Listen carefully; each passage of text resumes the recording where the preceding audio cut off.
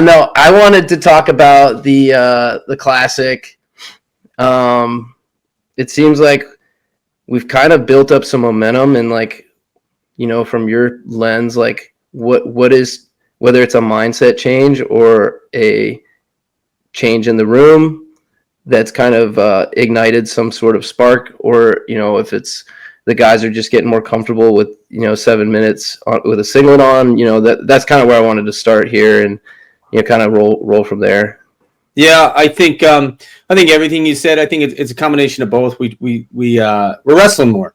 We're wrestling more. Wrestling more leads to more scrambles for guys figuring things out on their own too, right? You can't hold somebody's hand the whole time, so you can only teach so much, and then you got to scrap, and you got to wrestle, and you got to figure some things out, and they got to be capable of figuring things out on their own. So I think that has changed from the first week of wrestling, the second week of wrestling, and so on, and until we got to the Navy Classic. I thought we've looked better each weekend we've competed. And then mindset, is definitely part. I mean, we are on them all the time about being a performance-based team. Yeah. That's tough, right? That's a really tough team to be on, because each run's got to be better. Each training session's got to be a little bit better. You always hear the 1% jump. We talk about that. But the reality is, like, there's some guys, they still have like 20, 30, 15% jumps that they can make. The 1% saying really comes from when you get to the top tier guys, and it's like just getting 1% better then makes a huge difference, right? But I think from Pitt, UNC and Drexel to Iowa State, and then to the Navy Classic, we got better each weekend. We saw less situations where, a minute on the clock and we make a mistake and make a blunder. We saw that in the first week against Pitt. We saw a little bit of that the second weekend against Drexel and UNC. Iowa State, I thought we wrestled really good. I think we fought, through every match. They're just in a better place right now. And our guys got to keep playing catch up. And this is where I say we're at, 10 to 15% jumps for some people, 1% for others. And then we got into the Navy Classic, and then, I thought Wask and Williams and Coderhant and Ferretti, I thought all those guys looked good. Hall, coming through on the backside. Tyler Saggy, I think we saw jumps from those guys. I think at 25, we're still figuring it out, like they're still figuring out like how good they want to be, You got 4 guys there who are kind of positioning themselves for the spot, and they just got to keep figuring it out. And I think John Lay is, he hit more takedowns than I've seen him hit in a long time. And we've been on him about it to start opening up. He's got the skill. He's got the athleticism, so he can do it. And, he went ahead and he did it, and he looked sharp. He looked sharp.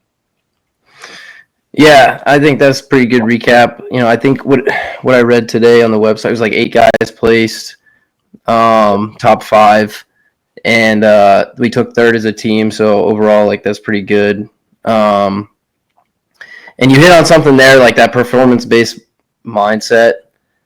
That's something that you preach pretty much daily to everybody. I don't know, could you elaborate maybe a little bit on that and like what that means to everybody? Well, I think I think all anybody in anything, the business world, whatever it might be, we're talking athletics, but it applies when you get to your like the top people. That's what it is about. It's like every day you come in the office, the salesman. It's there's got to be one more phone call that day if you're cold calling, right? Yeah. And then I was out. I went and watched a couple guys, and I like the term, right? That's you want to stick things in guys' minds that make them remember. Right, it sticks. That way, if they ever get in a tough situation, it's sticky. And I went out and watched a couple of our former athletes graduate from Coronado, becoming SEALs, and they were out there talking about to be a SEAL, it's performance based, and that's what every great team is, a performance based team, because the guy, the weight class below you is out trying to outdo you in the sprint or trying to get an extra takedown on you before the session ends, and the guy above you is trying to do the same thing, and then you're trying to spread points on the guy who's trying to, take your spot on the team. You every day you get 1 point ahead of him and get further and further, put him in the dust where he's behind you. So that's why we say performance based. But then when you get the serious level guys, now you're talking, we do our 5 or 6 different conditioning sessions, or 10 goes on your feet, or 15-minute goes on your feet. Are they pushing to get one more takedown, one more turn, one more minute of riding time, winning one more sprint on those guys? That's tough, Yeah. And when your coaching staff is watching that and preaching that and pushing it on you, and your teammates start pushing it on you, it gets tough. But that's the team you want to be on. It gets hard, but it's a fun hard, right? It's what you want. You want it to be hard, and you want it to not be easy. And you want to know that I got better from that session that day. So then it correlates directly to the mat. And then we preach a lot of it, practice the way you want to train. I always say it's the biggest cop out where guys are like, well, I'm not that good of a practice guy. Well, that's the wrong way to approach it. I always tell I did this in my own training. And when I started making these little adjustments, man, things got better. I used to hate running, and I was like, well, I'm a wrestler, I'm not a runner. Yeah. And then I was coming up short, and so you really got to start competing in everything. And then I was like, you know what? I hate running, but I'm going to win the run. And it was tough because I hated it, you know. And then you win one, you're like, okay, I'm going to win the next one. And then running you expect to win. Yeah, and then everything starts changing. So that's what you're trying to get people, is to compete in everything that they do. And the best guys, they'll compete in checkers, Monopoly, whatever it is. They're gonna compete in it. I mean, you've been in some Uno games with us. Like, we're gonna play Uno, right? We're gonna compete. So yeah, I think like you kind of just said it there. It kind of translates into every aspect of your life. And the guys that are more successful are the ones that have been able to find balance and all of that. And one of the hardest things that I from my lens when I'm watching people who are, maybe having a bad day, is like they start making excuses, and, okay, this is a day where it's, I might give up a couple takedowns, like it's just one practice type thing. But, like you said, is like the staff is all over that, and, recognize those days for people where it's, okay, they're not taking this performance mindset. Right. So, I mean, you preached on it a lot. Having a good attitude, strong effort, wearing different hats. I always say language. Language is really big, right? I had a friend of mine that does some training, does mental training, and I think about like my career and the people I'm around, the things we used to say, so language is extremely important. I always say make sure you're paying attention to the people you're around and what they're saying. Look. Some days, the academics may be tough. Is the guy sitting there bitching about it, or is he's like, okay, this is what, I accepted. The practice is going to be tough. This is what I signed up for. This is what I want, and so you want to make sure that people are really saying the right things, because it'll creep in. We hate the word try, I always said, think about when somebody invites you to a party and you don't want to go to it, and you're like, oh, I'm going to try and make it. You've already given yourself a way out, And really what you want to do is say yes or no. Are you coming or you're not coming? It's easier. Just let's cut through the red tape. Okay, no, I'm not going to be there. All right, easy. So the room is the same way. You're in the workout or you're not. And you might be sick, might be injured, might have a little something pulling you down, might have some stress. But when you walk in there, you've got to be able to compete with it. Nobody's ever 100%. Absolutely, especially in March, everybody's banged up.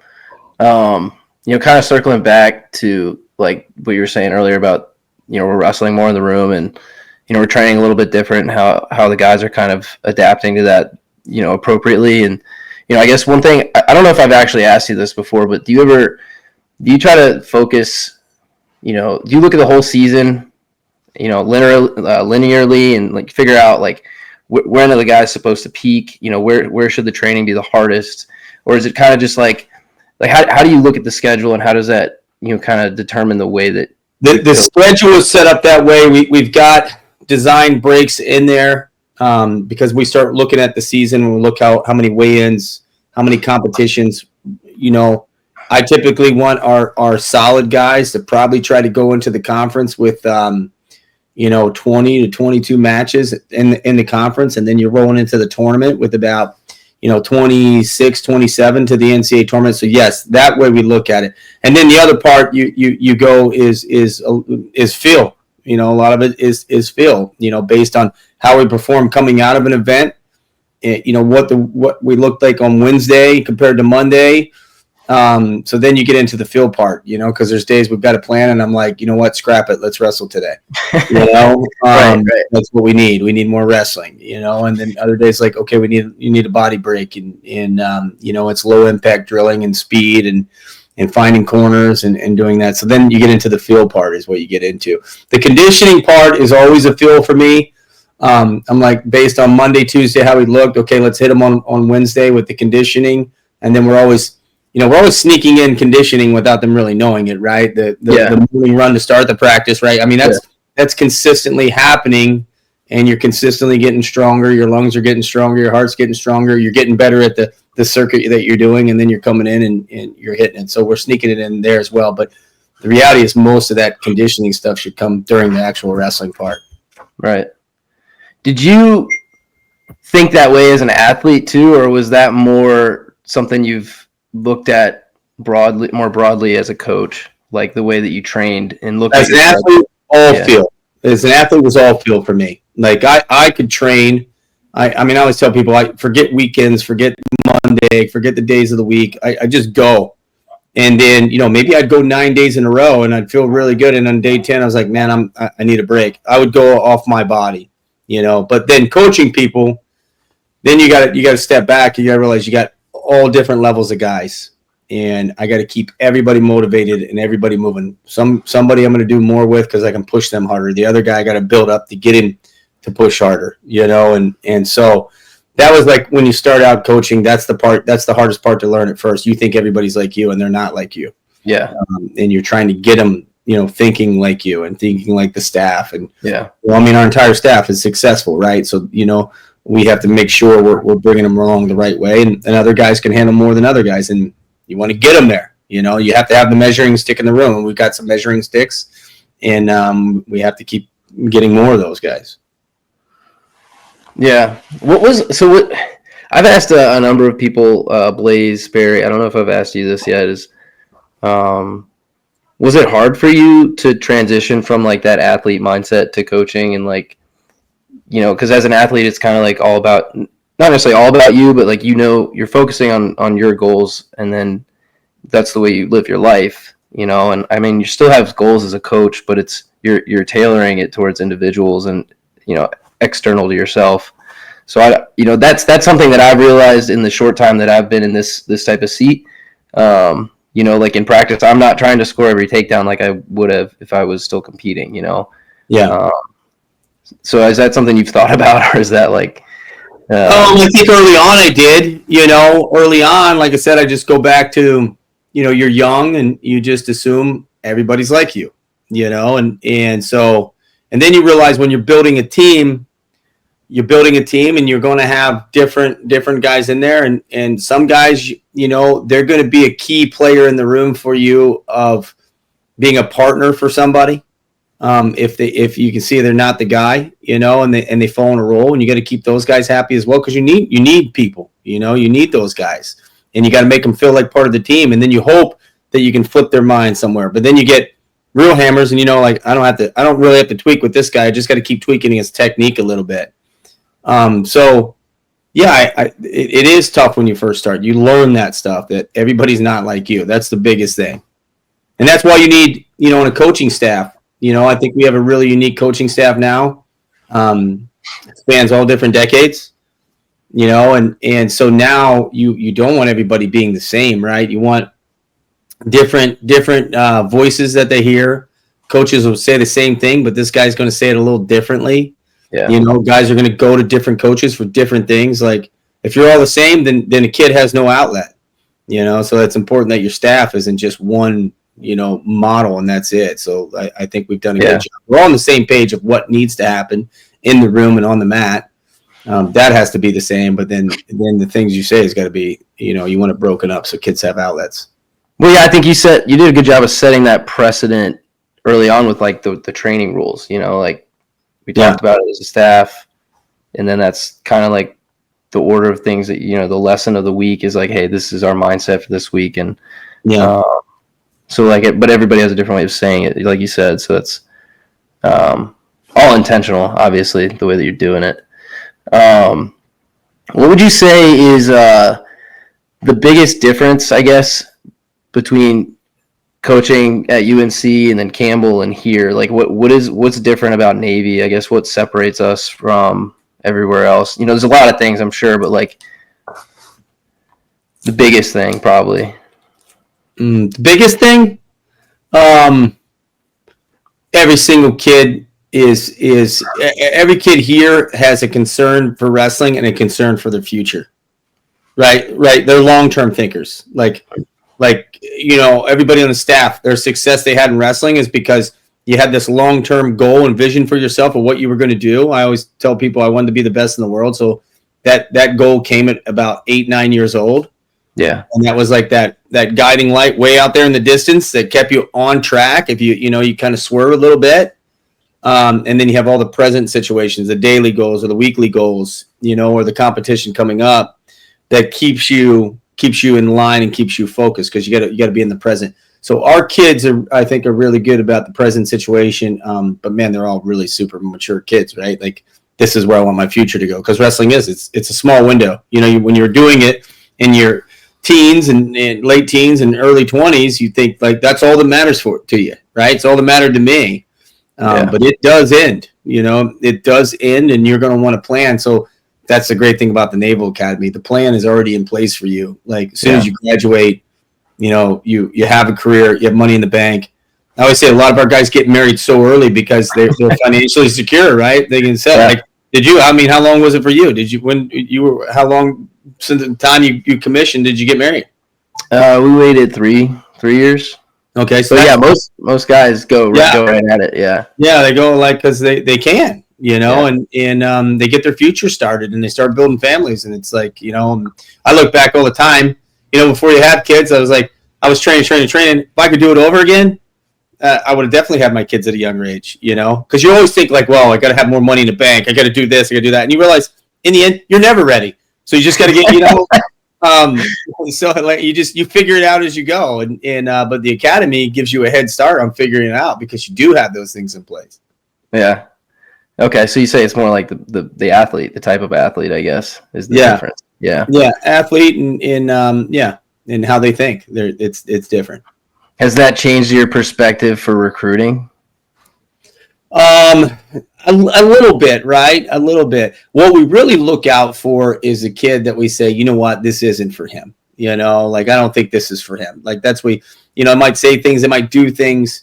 Like any recruit, you do a little homework. You're like, yeah, he likes to party a lot. You know what I mean? So I'm like, I don't know if he's the right kid for us. He might get here and start bouncing off the walls or something. So we look for that, and then. Sometimes we find a kid that had no idea this place was for him, and we know it's for him, and we start and then they start investigating and realize like, yeah, this place is for me. But this is like the true. This is this differentiates you from everybody else, right? Everybody else is running off the state schools and doing those things, and this is a different change. And we always use the term employable. I think every CEO in the country and every big company in the world is fed up with all the stuff that's going on, and they want employable people that can kick in doors and get stuff done. Yeah. And a Naval Academy grad is going to do that, and he's going to have all the experience to do it, by the time you get him. Yeah, it's funny. It's funny you mentioned like the people who they have no idea what this place is, and my mind immediately. General Sattler's probably told that story 2 or 3 times to me, where he didn't even know what this place was, and then he shows up and and his dad made him come. Yeah. Oh, this place is free. Yeah, and then he's a general. Now he's a general. So yeah, you don't realize it's like what it's going to do for you, and that it's for you. Yeah. And there's just so many doors, opportunities, and the networking, the relationships is huge. That was always the thing that that when people ask me about my experiences, it was always who I got to enjoy that time with, not necessarily what we were doing. And a lot of it was obviously inside the wrestling room. But I asked you this earlier. I guess gave you the warning order that I was going to ask you this, but you had shared with me one time. I don't know if I directly asked you like what you wanted your legacy to be or what it was, but you brought up like, no, I don't think about legacy. I think about impact. And maybe that I thought that would be something cool for you to share. I don't know. It was pretty. It stuck with me, so that's why I wanted to bring it up. I don't even remember what I said to you. That was like Yeah. one of those off the cuff conversations, right? But I hate the word legacy. I feel like you sound really old when you start using legacy. I never thought about a legacy, right? Other people, I think, throw that at you. And no, for me, it's like the impact of the people you touch. You know, I always say like my goal is for guys to leave and say, you know, look, the guy was tough, honest, and fair, and I love them for it. Like you don't want it easy. You want somebody to call you out when things aren't when you're having your worst day, and then we're going to put more pressure on it. And then you want somebody that, you know, I would say I want guys I recruit. I want guys that I bring home for my family and have dinner, right? I want to recruit guys and coach guys that I actually like being around as well, right? So I want them to leave, and when things get tough, say, you know what, I'm gonna call him and get his advice. You know, like that's what I want. My high school coach did that for me. I still talk to him to this day. Great coach, and he had a great way with people. And when people really trust you and believe in you and know that you believe in them, then you get the best wrestling. So it's like this win-win relationship that starts building. So it's impact, right? Like you just want to know that you really help some people, and you know, maybe 30 years from now they're still talking about their old coach. Look, you know, at the Navy, man, they can't say Coach Perry or Coach Wicks's name enough, right? Like those guys, and you know, that's all they still remember, right? And you know, General Sattler and all those guys will still tell you, like, you know, he was a general because of the wrestling rim and what it did for him. You know, the Navy Academy is showing you a lot of leadership and doing a lot. But, man, when you're on a sports team, especially wrestling, and you're killing each other every day in the room and your teammates trying to beat you up and take your spot, and, you know, like, those are the things you remember. And so that's what I always say. Like, I want to make an impact on people. Yeah, I think that's almost exactly what you said. I think, you know, you mentioned that people can have legacies for bad things. You know? Like, I mean, yeah, I don't know. I can't remember what the bad thing was, but I'm like, people can be remembered for being a jerk or an asshole or something. I've met a lot of those guys too, right? So I'm sure there's somebody out there that says that about me. I mean, like, you know, you have to be in my world, right? I don't. My main concern is my family, my team, and the people in that circle. Like, that's all I really focus on. I've always been that way. If you're not in that circle, like, I don't really care what's going on. This is what I'm doing right now, you know, and that's where my focus has to be. Even as an athlete, I remember in his high school, guys that would be like, Coach, who all recruit? I'm like, I don't know. I don't even know who the best teams were except Iowa. I just knew Iowa. You know, I didn't realize Penn State was that good. I wound up going there. You know, I was only in my world of wrestling, and I wasn't paying attention to things. I wasn't getting too far ahead of myself. And so coaching, I try to do the same thing. I don't want to get too far ahead of myself. Like, I want to, you know, focus week to week on what we need to keep fixing and get ready. Yeah, that makes sense. One other thing I wanted to ask you too. Well, actually, I didn't bring this up earlier, but I know, you know, you have got a good relationship and history with Coach Burnett too, and he obviously used to coach at Navy. You know, was his affiliation here, did that influence you at all, or like your relationship with him in the past, or what interested you about the academy originally? Well, I mean, Aaron is from the Baltimore area, right? So we had come back here when I was working in the business world, and then Bruce was obviously down at Navy, and so I started coming down. I got around these guys, and then you know, I took time away from wrestling after the Olympics, got in the business world, wanted to make sure I wanted to do what I want like, and then I came back to coaching, you know, like, but I had to get out there and experience other things to make sure. Because if you don't know, you don't know, right? I've seen so many good guys, like, they think they're a coach, but I had to go do something else. And then, so I'd come down and roll around with the guys in the Navy room, see Bruce. Yeah. And then I got back into coaching. I was ready to go back into college coaching, and then, you know, I always said this is a place I'd like to be around, right? I'm got an affinity for the guys in the military. I like what they do. I wrestled in the Olympics, raising a flag. It gives you some patriotism, right? And then you know what these guys are going to go off and do. So I felt like I aligned with this place pretty good, you know, and my views of things. And then obviously Aaron was from here, so it was kind of a place home. So I was always interested in the academy. Okay. Yeah. All right.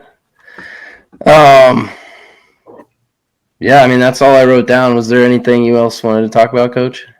No, I can't. I can't think of anything. We probably should film The Office more, though. I know. There because you get so many conversations that go on in there, especially We'll with Barry. strap a GoPro on somebody. But what do you? I guess here a little more. What's your outtake on or not outtake, or like what are your feelings towards Vegas at this point? You know, we still have a week and a half till we like fly out there, but Yeah, a week and a half. I mean, Vegas is just a chance, right? Every time you step on a mat, it's a chance. So we're going to see some really good guys. Everybody's going to get a chance to wrestle. A guy probably in the top 10, top 8 right now.